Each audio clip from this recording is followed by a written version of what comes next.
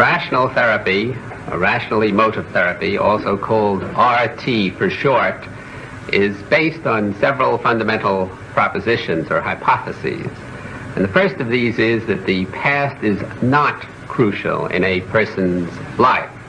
The past affects him a good deal, but he affects himself much more than the past affects him. Because no matter what he has learned during his historical development, the only reason why these things that have happened to him and that have been told to him affect him today is because he is still re-indoctrinating himself with the same philosophies of life, the same values that he usually imbibed and taught himself to early in his childhood. So we stick largely in the present in rational emotive psychotherapy rather than in the past. And we believe that today the individual experiences negative emotions, self-defeating behavior, inefficiencies, because he now is indoctrinating himself with what we call simple exclamatory sentences, which involve ideas. Human beings can tell themselves ideas in all kinds of languages, in pictures, in sign languages, in nonverbal expression, in math, for example, but they normally speak to themselves in simple English, if English is their native tongue. And when they talk to themselves in an irrational or an illogical way, then they literally create their negative feelings or emotions and the behavior that follows therefrom. Now, just to give an example, the individual usually tells himself when he's upset, first a sane sentence and then an insane sentence. The sane sentence is something along the order of, I don't like the thing that I've done. I dislike my own behavior. And that would be fine, but unfortunately he follows it with an insane sentence which says to himself, and because I don't like my behavior, I am a louse, I am worthless, I am a no-goodnik. And this thoroughly insane sentence, which is a sentence of faith unfounded on fact, which has no empirical reference, which is a kind of superstitious or dogmatically religious system, creates what we call his anxiety, and through his anxiety, his depression, his guilt, his other forms of self-defeatism. Or again, the individual tells himself the same sentence, I don't like your behavior, when, let us say, somebody has acted badly with him, and instead of following that up with that because I don't like your behavior, I can still stand it, and I'm going to try to get you to change your behavior, he says, I can't stand your behavior. Or in an absolutistic, godlike, grandiose manner, you shouldn't be the way you are because I think that I don't like the way you are. Now, it's these second B sentences which upset the individual. Or another way of putting it, as Epictetus, a Roman philosopher, said many years ago, it's not what happens to us at point A that upsets us, it's B, our view of what happens to us. And in rational emotive psychotherapy, we go after this individual, the patient's view, and show him that whatever he thinks has upset him, usually some external situation, what somebody else has done, it's really what he's telling himself about this thing, this event, which upsets him. And although he may never be able to do anything about the external event at A, he can change the internal event, his sentence, his belief to himself at B. Now, in rational emotive psychotherapy, we try to show the patient three kinds of insight in contradistinction to some other therapies, which usually emphasize one major kind. The first kind we try to show him is that all his behavior, especially his negative, self-defeating behavior, which we're interested, which is upsetting him, has clear-cut ideological antecedents. He may have learnt these, as I said before, in the past, but right now, today, he must still believe these same ideologies, else he would not get the negative behavior that flows therefrom. And insight number two, which is most important and which is unfortunately neglected in many other systems of psychotherapy, is that he, being, as Ernst Cassirer once said, a symbolizing animal, is continually re-indoctrinating himself with these ideologies. And that's the issue. That's why he's now disturbed. Now, insight number 3 is that even when he sees clearly what he's telling himself and that he's telling himself nonsense, only by work and practice, by continually reassessing and revaluing his own philosophic assumptions, will he ever get better. Now, we also stress the fact that action is necessary to change an individual. Just talking about things, thinking about things is nice, but not necessary. I should say it's not a necessary condition for psychotherapeutic change. What the individual has to do in addition usually is act, and we therefore give him concrete homework assignments and get him to act these out and check up and follow to see whether he does these homework assignments. And our final goal is to get the individual to learn, and learn for the rest of his life, to challenge and question his own basic value systems, his own thinking, so that he really thinks for himself. He must do this particularly when he feels miserable, he feels anxiety or depression or guilt or too much frustration or anything else that is negative, or when he behaves very inefficiently. And finally, he was able, through this kind of new thinking, rethinking his own assumptions, to apply what we call the scientific method to the facets of human living, and to be truly scientific in his behavior, to question and challenge his own assumptions as we do in science, and thereby to minimize, though never entirely to eliminate, the terrible anxiety and the atrocious hostility which unfortunately affects most of us in this existence.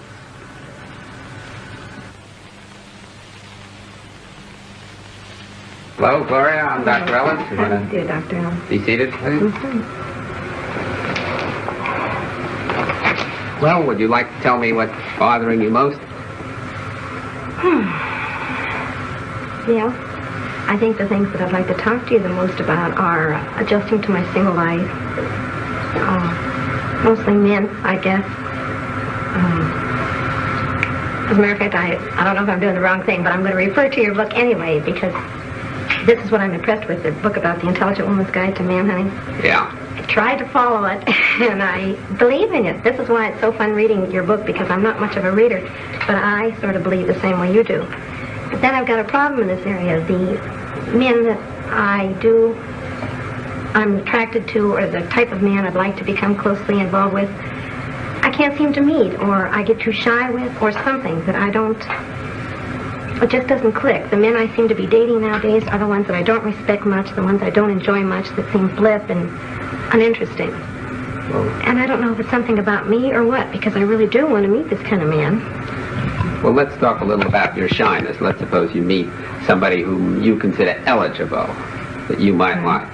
Now, let's see if we can get at the source of your shyness, just what you're telling yourself to create this. You meet this man and you feel shy, embarrassed? Yes, but I don't usually show that. I usually act flip right back. Yeah. I act like the other men act to me, as a matter of fact. I act flip. I don't seem near as intelligent. I act like a typical dumb blonde. I'm just not myself with him. I'm more on at ease. Yes, well, as you probably know from manhunting, I believe that people only get emotions such as negative emotions of shyness, embarrassment, shame, because they tell themselves something in simple exclamatory sentences. Now, let's try to find out what you're telling yourself. You're meeting this individual. Now, what do you think you're saying to yourself before you get flipped? I know what it is, that I don't stand up to his expectations. I'm not quite enough for him. He's superior to me. Although I want this type of man, I'm afraid I won't have enough to attract him. Well, that's the first part of the sentence, and that might be a true one, because maybe he could be superior to you in some ways. Maybe he wouldn't be attracted to you, but that would never upset you if you were only saying that. I think he may be superior to me. Now, you're adding a second sentence to that, which is, if this is so, that would be awful. Well, not quite so extreme as that, because I've thought about that, too. It's usually, I've missed my chance again, because when I want to become... If I want to show the very best of myself, because I think I have self-confidence and I have enough to offer. Yeah. But when I get afraid like that, then I show all the bad qualities. I'm flip, then I'm so much on the defensive that I can't show my good qualities. And it's like I missed my chance again. There was a good opportunity to be close to this man, and I loused it up again. All right, but even let's suppose you're saying that, and I think you really are, but you must be saying something else too, because if you were just saying, hell, I missed my chance again, you'd say, all right, next time I'll take advantage of what I learned this time and do it a little better. Now, you still must be saying, if you feel shame, embarrassment, shyness, there's something pretty bad about your error in missing your chance again. I don't know if this follows in the context of what you're saying, but the thing I do feel is that I get suspicious then. Am I the type of woman that will only appeal to the ones that are not my type of guy anyway? Is there something wrong with me? Am I never going to find the kind of man I enjoy? I always seem to get the other ones. All right, now you're getting closer to what I'm talking about, because you're really saying, if I am this type of woman that none of these good, eligible males are going to appeal to, then that would be awful. I'd never get what I want, and that would really be something frightful, isn't it? Plus, I don't like thinking of myself that way. I want to put myself on a higher standard. I don't like to think that I may be just an average Jane Doe. But let's just suppose, for the sake of argument at the moment, that that were so. All right. That you were an average Jane Doe. Now, would that be so terrible? It would be inconvenient. It would be unpleasant. You wouldn't want it. But would you get an emotion like shyness, embarrassment, shame out of just believing that maybe I'm going to end up like Jane Doe? I don't know. Well, I don't think you could, because you still would have to be saying on some level, as I think you've just said, and it would be very bad. It would be terrible. I would be a no-goodnik if I were just Well, Jane plus, I'd Doe. never get what I want. If I were just a Jane Doe, and if I'd have to accept it, I'd never get what I want, and I don't want to live the rest of my life with just icky men. Well, it's not necessarily so that you'd never. You really mean your chances would be reduced, because we know some icky girls who get some splendid men, don't we? That's Yeah. right. You see, so you're generalizing there. You're saying it probably would be that I'd have a more difficult time, but then you're jumping to, therefore, I'd never get it all. You see the catastrophizing there that you jump to. Yes, but it feels that way to me at the time. It seems like forever. That's right, but isn't that a vote of non-confidence in you? An essential vote of non-confidence? Yes. And the non-confidence is because you're saying, one, I don't want to miss out on things. I would like to get the kind of a man I want and be a, in your words, superior kind of girl who gets a superior kind of man. Yes. But if I don't, then I'm practically on the other side of the chain completely, a no-goodnik, somebody who will never get anything that I want, which is quite an extreme away, isn't it? Yes. And that's what I call catastrophizing, taking a true statement, and there is a good deal of truth in what you're saying, if you didn't get the kind of a man you wanted, that it would be inconvenient, annoying, frustrating, which it really would be, and then saying, I'd never possibly get what I want, and even beyond that, you're really saying, and then I couldn't be a happy human being. Aren't you really saying that on some level? But let's just look at that. Let's just assume the worst, as Bertrand Russell once said years ago. Assume the worst, that you never got at all, for whatever the reasons may be, the kind of a man you want. Look at all the other things you could do in life to be happy. Well, I don't like the whole process. I don't even like it as I'm going through it. I don't... All right, even if it wasn't a catastrophe, even if I didn't look at it as a catastrophe, I don't like the way I'm living right now. For example, when I meet somebody that I'm interested in that could have some potential, right away I find I'm not near as relaxed with him. I worry more, should I be friendly? Should I kiss him goodnight? Should I do this? If it's just a Joe Doe and I don't give a darn, I can be anything I want to be. I turn out to be more of a person when I'm not as concerned. I don't like the way I'm, But you're not merely concerned, you're over-concerned, you're anxious, because if you were just concerned, you'd do your best and you'd be saying to yourself, if I succeed, great. If I don't succeed, tough. Right now, I won't get what I want. But you're over-concerned or anxious. You're really saying, again, that's what we said a moment ago, if I don't get what I want right now, I'll never get it. And that would be so awful that I've got to get it right now. That causes the anxiety, doesn't it? Yes, or else work toward it. Yes, but if I don't get it right now, that's all right, but I want to feel like I'm working toward it. Yes, but you want a guarantee, I hear. My trained ears hear you saying, I would like a guarantee of working towards it. And there are no certainties and guarantees. No, Dr. Ellis, I don't know why I'm coming out that way. What I really mean is, I want a step toward working toward it. Well, what's stopping you? I don't know, I thought, well, what I was hoping is, whatever this is in me, why I don't seem to be attracting these kind of men, why I seem more on the defensive, why I seem more afraid. you could help me what it is I'm afraid of so I won't do it so much. Well, my hypothesis is so far that what you're afraid of is not just failing with this individual man, which is really the only thing at issue when you go out with a new, and we're talking about eligible males now, we'll rule out the ineligible ones. You're not just afraid that you'll miss this one. You're afraid that you'll miss this one, and therefore you'll miss every other, and therefore you prove that you are really not up to getting what you want, and wouldn't that be awful? You're bringing in these catastrophes. Well, you sound more strong at it, but that's similar. I feel like this is silly if I keep this up. If you keep There's something I'm doing. There's something I'm doing not to be as real a person with these men that I'm interested in. That's right. You're defeating your own ends by... I've done it again. Right. If I weren't so doggone anxious about trying to hook this guy, I could be more real. He's going to enjoy me more if I'm real anyway. So I'm only giving him the stinky part of me. Right. How can anybody I respect a chooch? And that's what I am when I don't really come through. But look how you just devalued yourself. Let's just suppose, for the sake of argument, you kept giving the stinky part of you. Right. A human being, another person who's trying to get interested in you, might not like these attributes, these characteristics of you, but I don't think he's going to despise you as a person, which you are really doing. I'm harder on myself than I think That's he is. exactly He just the point. doesn't like me. There's not enough to me. Right, and I say before, if people just didn't like you and you went through enough of them, and it would be hard to go through enough, but it would be possible, you'd eventually find one who did like you and whom you liked. But as long as you devalue yourself personally in your own eyes, you complicate the problem enormously, and you're not focusing on how can I be myself, change the traits.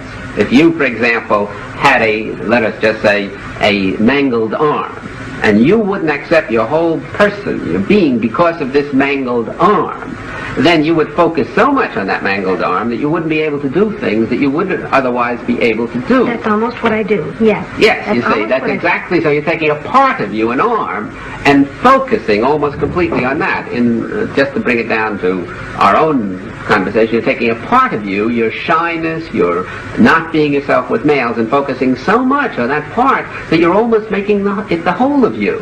And you get an awful picture of your total self because of this defective part, and we're assuming, you and I, that it is defective. We're not glossing over and saying, no, you're doing all right. You're not doing that well. Right. Now, if you could accept yourself for the time being with this defective part, with these attributes, and not beat yourself over the head, as I feel you definitely are doing, then it becomes a relatively simple problem to work and practice against this negative attribute. In other words, let's get back to that now, how to be yourself. Let's just suppose for the moment that you really were fully accepting yourself with your failings.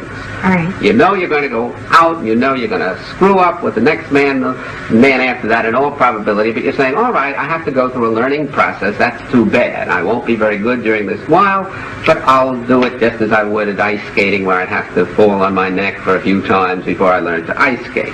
Okay, now let's suppose that. Then, if that was so, if you were really accepting you, you'd go out, take the risks of being you. Because after all, if you do win one of these men, you have to be yourself. You're not winning them for a day. You're not winning them for an affair. I assume you want to marry one of these individuals eventually and be with them a long time. But mostly a long relationship. I don't think so much of marriage is a long relationship. All right, a long relationship in the course of which you couldn't act. So we don't want to give you some acting well that he'll later find out was a role-playing sort of thing. So you have to eventually be yourself. Now, if you really weren't so disturbed about these current failings of yours, you could go out and be this self of yours. Ask yourself, what do I really want to do with this man to help enjoy him and have him help enjoy me? Because that's the basic function of life, enjoyment, which we tend to lose. And you'd force yourself to take the risk of being that. Because if you succeeded, great. If you failed, too bad. Either you're not for him, or he may even not be for you.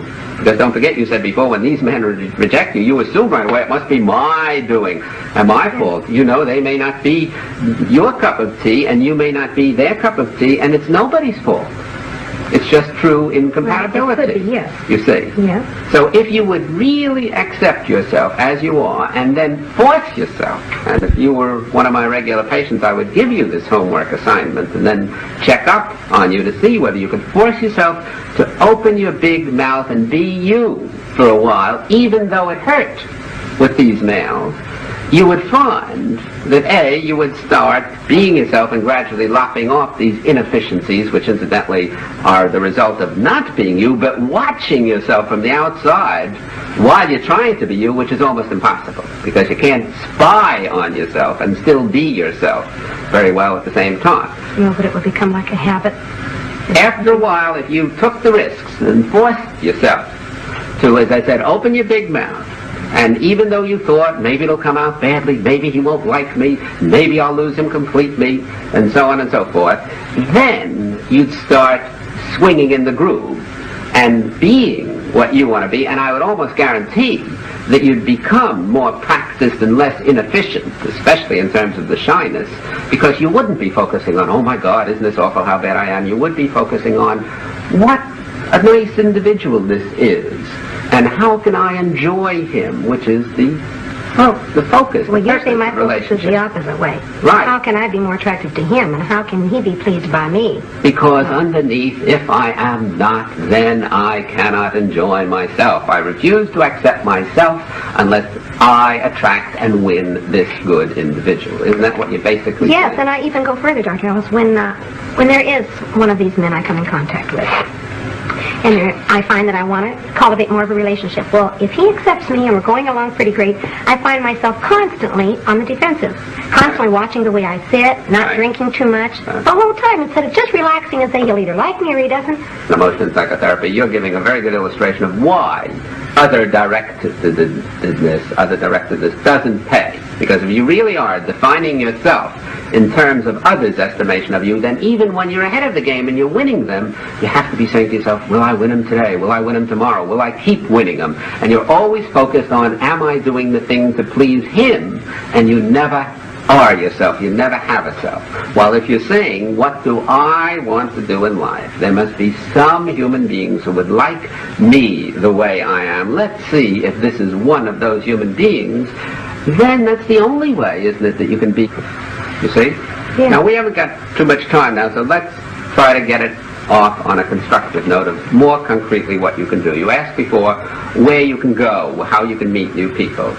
I'd say that, I don't know this particular area, but it's almost any place. If you could do what we are talking about, really take risks and focus on what you want out of life, and on the fact that it's going to take time, which unfortunately it does, and it is not awful, and you're not awful while it's taking that time, then you can leave yourself open unshyly to all kinds of new encounters. And these encounters can take place on buses, while waiting for a streetcar, if they have streetcars in this area, at cocktail parties, anywhere. You can talk to people who look eligible. You can ask your friends to get you eligible for males and so on.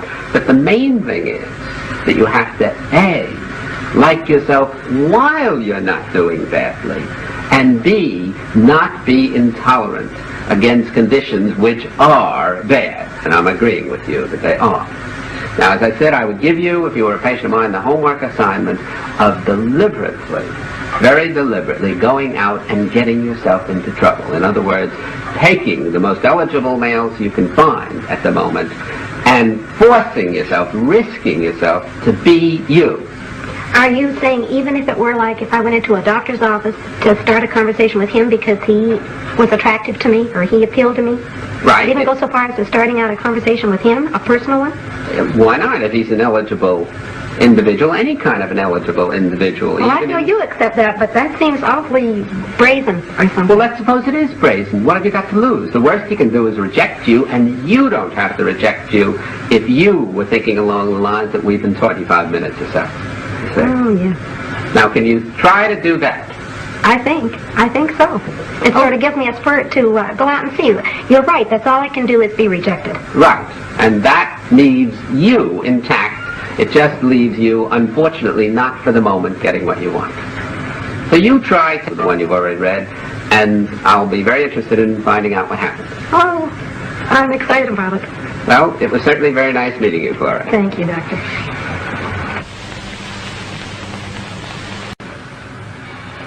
I enjoyed talking with this interesting and, I think, highly courageous patient, and thought that the session gave a pretty good illustration of a fairly typical session of rational emotive psychotherapy. How was it typical? In several ways. In the first place, I was able rather rapidly and quickly to get to some of what I think are the philosophic cores of the patient's disturbances, to show her that the reason she is feeling shy and ashamed and afraid in this instance is because, even though partially unwittingly, she is defining herself in a very negative way, or devaluing herself by blaming herself too much for imperfect behavior. Because perfectionism is the root of most human evils, and she was showing some fairly typical perfectionistic notions. So very quickly, as is usually done in rational emotive psychotherapy, we skip some of the asides, we skip going back into the history, as some of the psychoanalysts do, and we skip some of the transference relations between us and the patient, and we skip some of the nonverbal expression. Not that we think these things are quite unimportant, but we think they're of relatively little relevance to the basic core of the patient's disturbance, which is her philosophy of life. And typically, again, this patient showed both anxiety and low frustration tolerance, which most patients showed, and these were intertwined, and again, very usually, she was then beating herself over the head, blaming herself, condemning herself for feeling these kinds of feelings.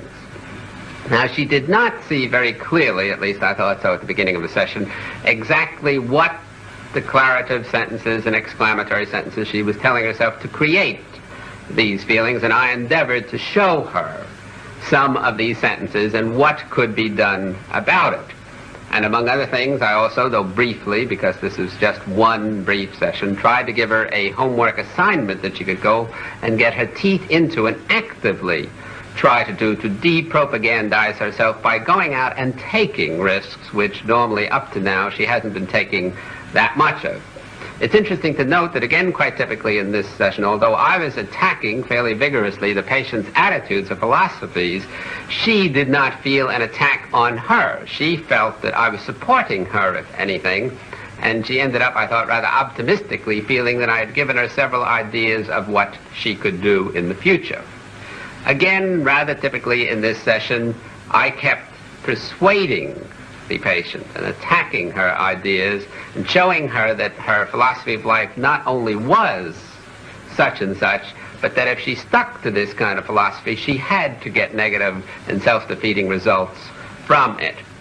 And then I kept persistently going on, even though at times she became defensive and wasn't quite accepting by any means what I was saying. I didn't let this bother me, but kept going on against her basic core system, her value system, because this is, again, what bothers patients, that they give up very easily on attacking their own negative evaluations of themselves, and therefore they persist forever. Now, there were limitations, of course, especially in terms of time to the session, and these limitations did have some effect. For example, there was not enough time for repetition. In several sessions, I would have gone over much of the same material until I was sure that it had sunk in. Then I would have had time to get feedback from the patient to see whether she really understood in action in particular what I was talking about, and whether she was following it up or leading herself up some other diverting pathway which people can do. There was no time to emphasize that she would have to continually reassess her evaluations of herself and her general philosophies and do rethinking for the rest of her life. There was no time to show the patient very much that even during this session, in relation to me and what she was saying about herself, that she was displaying her bad attitudes toward herself.